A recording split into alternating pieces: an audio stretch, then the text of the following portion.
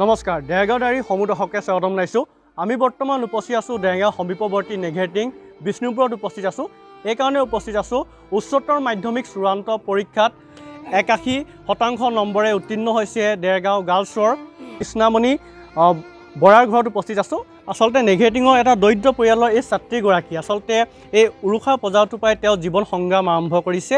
তেওঁ গাৰ্লছৰ পৰা 81% নম্বৰে উচ্চতৰ মাধ্যমিক চূড়ান্ত পৰীক্ষাত তেওঁ উত্তীৰ্ণ হৈছে। তেওঁ বাসগৃহত আমি উপস্থিত আছোঁ। পোনে পোনে তেখেতৰ গৃহটো কিছু দৃশ্য আমাৰ সতীৰ্থই পোনে পোনে দেখাইছে। আমি প্ৰথমে তোমালৈ বহুত বহুত শুভেচ্ছা জনালোঁ। ধন্যবাদ। কি ক'বা, তুমি অতি সংগ্ৰাম কৰি এইখিনি স্থান পাইছাহি, অকণ সংগ্ৰামখিনিৰ কথা কোৱাচোন। বহুত সংগ্ৰাম হৈছিলে, মানে পঢ়িবলৈ ভালকৈ জেগা নাছিলে। মই বাহিৰত পঢ়োঁ, মইতো দিনত হ'লে বাহিৰতে পঢ়োঁ আৰু ৰাতি আপোনাৰ কেতিয়াবা কাৰেণ্ট নাথাকে কাৰণে মোৰ ৰাতি পঢ়াই নহৈছিলে। আৰু মোৰ পঢ়াটো নিৰ্দিষ্ট টাইম নাছিলে, মোৰ যেতিয়াই মন যায় মই তেতিয়াই পঢ়িছিলোঁ। আৰু বহুত কষ্টও হৈছিলে, খোৱা মেলাটো বহুত দিগদাৰ হৈছিলে। আমাৰ ওচৰ চুবুৰীয়া ৰাইজে মোক বহুত সহায় কৰিছিলে। আমাৰ স্কুলৰ ছাৰ বাইদেউও মোক বহুত সহায় কৰিছিলে। ছাৰ বাইদেউ সদায় মোক সাহস দিছিলে যে তই নোৱাৰিবি কেলে, পাৰিবিয়ে। আৰু আজি ইমানখিনিৰ মূৰত এইটো পাই মোৰ ভাল লাগিছে। তুমি ক'ত পঢ়া? মই দেৰগাঁও বালিকা উচ্চতৰ মাধ্যমিক বিদ্যালয়ত পঢ়িছিলোঁ। তুমি কোনকেইটা বিষয়ত লেটাৰ মাৰ্ক হ'ব পাইছা? মই পলিটিকেল ছায়েন্সত পাইছোঁ, লজিকত পাইছোঁ আৰু ৰিটেলত পাইছোঁ। তোমাৰ মুঠ নম্বৰ কিমান? মোৰ মুঠ নম্বৰ 404। আৰু কিমান শতাংশ পাই উত্তীৰ্ণ হৈছা? 81%। আৰু ভৱিষ্যত পৰিকল্পনা কি? মোৰ ভৱিষ্যত পৰিকল্পনা পলিটিকেল ছায়েন্সত BA কৰিবলৈ মন আছে আৰু তাৰপাছত মোৰ APSC UPSC কাৰণে মানে লোকসেৱা পৰীক্ষাত তুমি প্ৰশাসনিক বিষয়ত যাব খোজোঁ। মই ক'ত এডমিশ্যন ল'বা? এডমিশ্যন মই দেৰগাঁও DKDত ল'ম। যিহেতু তোমাৰ পিতৃও নাই, মায়ে অতি কষ্ট কৰি তোমাক পঢ়াইছে, এই ঘৰখনৰ কথা মাৰ কথা কি ক'বা? মায়ে বহুত কষ্ট কৰি মোৰ লগত হেৰি কৰিছিলে। কেতিয়াবা মই ভাঙি পৰোঁ, তেতিয়া মায়ে কয় হ'ব দে, এদিন হ'লেও তোৰ ভাল হ'ব। মায়ে মোক বহুত সাহস দিছিলে। মই ভাঙি পৰিছিলোঁ মানুহজনীত, তাৰপিছত মায়ে নিজে নাখায় মোক খুৱাইছিলে আৰু সাহস দিছিলে যে কষ্ট কৰ, এদিন ফল পাবি। মায়ে মোৰ সাহস, মানে মায়ে মোক বহুত সাহস দিছিলে। আৰু এতিয়া তুমি যেতিয়া উচ্চ শিক্ষা ল'বা তাৰ কাৰণে যথেষ্ট অৰ্থৰো প্ৰয়োজন। তেনেকুৱা কোনোবাই যদি সহায় কৰিব বিচাৰে, অসমৰ মুখ্যমন্ত্ৰী বা দল সংগঠনক কিবা অনুৰোধ কৰিব বিচাৰা নেকি? বিচাৰোঁ। মোৰ এতিয়াতো পঢ়ুৱাবলৈ মোৰ দেউতাও নাই আৰু মোৰ মানে অৰ্থৰ বহুত প্ৰয়োজন। তাকে সহায় আমাৰ মাধ্যমেদি অসমৰ মুখ্যমন্ত্ৰী ডাঙৰীয়া কিবা ক'ব বিচাৰিবা নেকি? মোৰ জীৱনত আগুৱাই যাবলৈ বহুত মন আছে আৰু তাৰ কাৰণে মোৰ সহায়ৰ প্ৰয়োজন। আৰু তাৰ নাই, মোৰ ঘৰ দুৱাৰো ইমান ভাল নহয়, ইয়াৰ মাজতে থাকি মই ওলাই যোৱা সহায় বিচাৰোঁ। আৰু নাই, আমাৰ ঘৰো পোৱা নাই, মায়ে অৰুণোদয় আঁচনিও নাই পোৱা। হয়, আচলতে পিতৃহাৰা ছোৱালীগৰাকীয়ে চৰকাৰী আঁচনিৰ পৰা বঞ্চিত হৈছে। তেওঁ নিজ মুখেদি কৈছে এটা উৰুষা পৰ্যায়ত বাস কৰে পিতৃহাৰা এই কন্যাগৰাকী, তেখেতৰ মাতৃ আছে। আমি মাতৃৰ পৰা পোনে পোনে কথা পাতিম। অতি কষ্ট কৰি আপোনাৰ সন্তানক আজি এই স্থান পোৱাইছেহি, মাতৃ হিচাপে এতিয়া কেনেকুৱা লাগে? ভালেই লাগে। এতিয়া মানে তাই দুখ কৰে আৰু বাপেক থাকোঁতে তাইক বাপেকে চলাই লৈ গৈছিলে।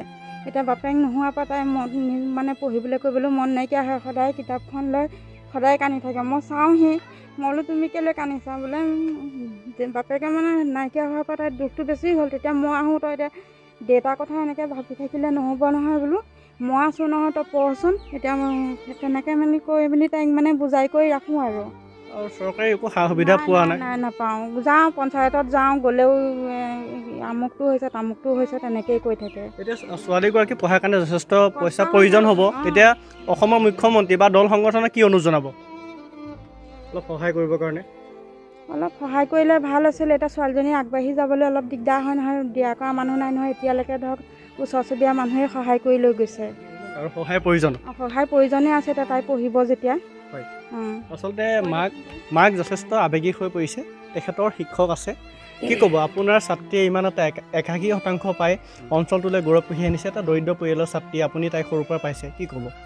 নিশ্চয়কৈ আমাৰ ভাল লাগিছে, বিদ্যালয়ৰ সুনাম আনিছে। আৰু আমি যিসকল ছাত্ৰী আমি বিদ্যালয়ত পঢ়াওঁ, আমাৰ বিদ্যালয়খনি এনে নহয়, তাত সকলোখিনি সংমিশ্ৰণ থাকে, তেনে ধনী দুখীয়া বুলি। গতিকে তাত কোনো নাথাকে, হেৰি নাই, বেলেগ বেলেগ বুলিবলৈ নাই। গতিকে আমি একে লেঠাৰিৰে তেওঁলোকক সাহ দি পঢ়াই যাওঁ, অৰ্থাৎ যে ভৱিষ্যত উজ্জ্বল হওক, আৰু সেয়ে কামনা কৰোঁ। আৰু সেইসকলে শিক্ষক শিক্ষয়িত্ৰীসকলকে ধৰি অধ্যক্ষ মহোদয় তেওঁলোকক আমি যথেষ্ট সহায় কৰি আহিছোঁ। আৰু অনাগত সময়ত আমি এই ধাৰা অটুট ৰাখিম। আৰু যি লেটাৰ মাৰ্কছ পায়, সেই লেটাৰ মাৰ্কছ পাবলৈ এইবাৰ সক্ষম হৈছে। আৰু তাৰ ভাল বিষয়, 10 বছৰৰ মূৰত 99% পাবলৈ সক্ষম হৈছে বিদ্যালয়। আৰু মোৰ বিষয়টোত কৃষ্ণামণি বৰাই 99 পাইছে গতিকে ছাবজেক্টটো ৰিটেইল ট্ৰেড বিষয়ত গতিকে আপোনাৰ বিষয়ত ইমান ধুনীয়া নম্বৰ পাইছে হয় তেওঁলোক মই অভিনন্দন জনাইছোঁ গতিকে তেওঁ ডিষ্ট্ৰিক্টতে প্ৰথম হ'ব এইটো নম্বৰত গতিকে এইখিনি নম্বৰ লৈ অনাগত সময়বিলাকত যিদৰে আগবাঢ়ি যাওক আৰু তেওঁ যি আশা লৈ পলিটিকেল চায়েন্স পঢ়ি পেলাই ধৰি লওক APSC লিম বা তেনেকুৱা নাম মনস্থ কৰিছে এইবিলাক এতিয়া সেইবিলাকত সুফল হওক আৰু তেওঁৰ দৰে যিখিনি ছোৱালী আছে সেইখিনিক যাতে দল সংগঠনে সহায় বা মুখ্যমন্ত্ৰী বা আমি শিক্ষক শিক্ষয়িত্ৰী যিখিনি সহায় কৰিছোঁ সেইখিনি সহায়েৰে তেওঁলোকৰ জীৱনবোৰ হওক সুনাগৰিক হৈ উঠক এইটো আমি কামনা কৰিছোঁ হয় আৰ্টছৰ বিষয়ববীয়াসকল আছে স্থানীয় সচেতন যুৱক হিচাপে কি ক'ব এটা দৰিদ্ৰ পৰিয়ালৰ ছাত্ৰী কি ক'ব ইমান এটা ভাল ফলাফল চাওক আমি দেৰগাঁও নেঘেটিং চাহ বাগিচাৰ হৈ তেখেতক উজ্জ্বল ভৱিষ্যত কামনা কৰিছোঁ আৰু তেখেত এটা এনেকুৱা পৰ্যায়ত থাকি তেওঁ যিধৰণে আজি এই সফল অৰ্জন কৰিছে আমি অসম চাহ জনজাতি ছাত্ৰ সন্থাৰ হৈ তেখেতক আন্তৰিক শুভেচ্ছা জ্ঞাপন কৰিছোঁ আৰু তেওঁ যিটো মনত ভাৱ লৈছে যে মই উচ্চ শিক্ষাৰ ক্ষেত্ৰত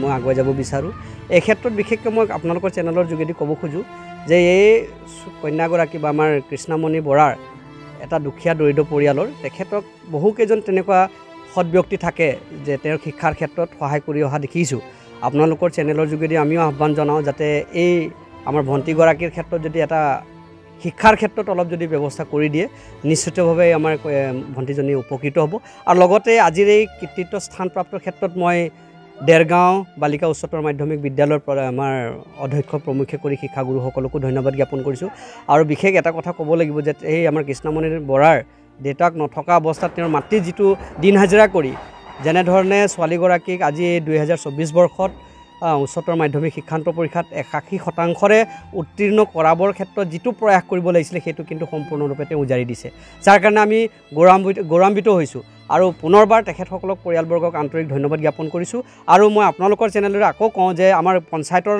যিখিনি প্ৰতিনিধি আছে ৰাজনীতিত যিসকল প্ৰতিনিধি আছে এনেকুৱা দৰিদ্ৰ যিসকল ছাত্ৰ ছাত্ৰী আছে এওঁলোকৰ ওপৰত এটা গুৰুত্ব প্ৰদান কৰক যাতে এওঁলোকৰ যাতে আমাৰ কোমলীয়াতে মানে মৰহি নাযায় সেইটোৰ ওপৰত দৃষ্টি ৰাখিবৰ কাৰণে আমি আহ্বান জনাইছোঁ স্থানীয় আৰু এজন যুৱক আছে কি ক'ব দাদা আমি কথাখিনি গম পাইছোঁ ভাল লাগিছে তেনেকৈ ধুনীয়াকৈ পাছ কৰিছে আৰু তেহেঁতৰ আমাৰ চিনাকিয়ে ধৰিলোঁ দেউতাক নথকা এগৰাকী ছোৱালী কৃষ্ণামণি তেখেতে যি ধৰণৰ সপোনখিনি লৈ আগবাঢ়িব বিচাৰিছে যাতে ৰাইজেও সেইটো ক্ষেত্ৰত অকণমান গুৰুত্ব প্ৰদান কৰিব লাগে আমি সেইটোৱে আৰু তেখেতক মানে পৰিয়াল ক্ষেত্ৰত যাতে কোনোবা তেনেকৈ ভাল ব্যক্তি এজন আহি তেখেতসকলক সহায় সহযোগ কৰে সেইটো আমি কামনা কৰিছোঁ আৰু লগতে তেওঁৰ পৰিয়াল তেওঁৰ মাকক আমি অশেষ ধন্যবাদ জ্ঞাপন কৰিছোঁ আৰু তেখেতকো আন্তৰিক অভিনন্দন জ্ঞাপন কৰিছোঁ হয় আচলতে আকৌ এবাৰ দেখাবলৈ অনুৰোধ কৰিছোঁ আচলতে বোকাতে পদুম ফুলে এই কথাষাৰ সাৰ্থক কৰি তুলিলে কৃষ্ণামণি বৰা নামৰ এই ছাত্ৰীগৰাকীয়ে এই উৰুষা পূজাটোতে তেওঁ উৰুষা পূজাটোৰ পৰাই গৈ 81% নম্বৰে উচ্চতৰ মাধ্যমিক চূড়ান্ত